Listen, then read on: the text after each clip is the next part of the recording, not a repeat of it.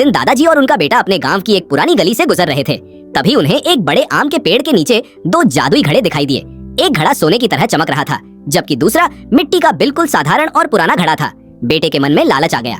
उसने तुरंत वह चमकता हुआ सोने का घड़ा उठा लिया और खुशी खुशी घर की तरफ भाग गया। दादाजी ने बिना किसी लालच के उस साधारण मिट्टी के घड़े को उठा लिया और अपने घर आ गए। कुछ दिन बीत गए।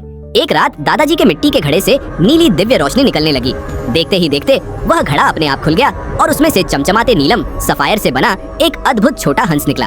हंस ने दादाजी से कहा, आप एक सच्चे इंसान हैं, मेरी पीठ पर बैठ जाइए। दादाजी उस जादुई हंस के ऊपर बैठ गए। हंस उन्हें हवा में उड़ाकर बादलों के पार ले गया और मोतियों, हीरों और लाल माणिक्य रूबी के एक तैरते हुए जादुई महल में पहुंचा दिया।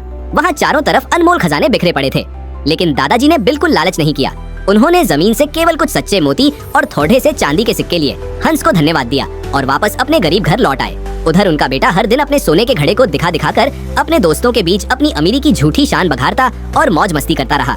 वह खुद को दुनिया का सबसे भाग्यशाली इंसान समझ रहा था। कुछ दिनों बाद उसका सुनहरा घड़ा भी अचानक एक तेज आवाज के साथ खुल गया, लेकिन उसमें से कोई खजाना नहीं, बल्कि काले कोयले और धुएं से बना एक विशाल और डरावना हंस निकला। बेटा उसे देखकर भी डरने के बजाय खुशी से बोला, मुझे भी उस सोने, चांदी और हीरो की दुनिया में ले चलो।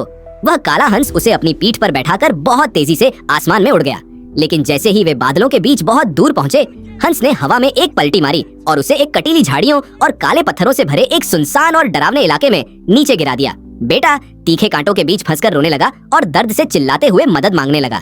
तभी आसमान से उस हंस की गूंजती हुई आवाज आई, जो व्यक्ति केवल बाहरी चमक देखकर लालच करता है, उसे खजाना नहीं बल्कि उसके बुरे कर्मों की सजा मिलती है। यह सुनकर बेटे को अपनी सबसे बड़ी भूल का एहसास हुआ। उसने रोते हुए अच्छी तरह समझ लिया कि लालच हमेशा इंसान का विनाश करता है और बिना सही कर्म के जीवन में कभी सच्चा सुख नहीं मिल सकता।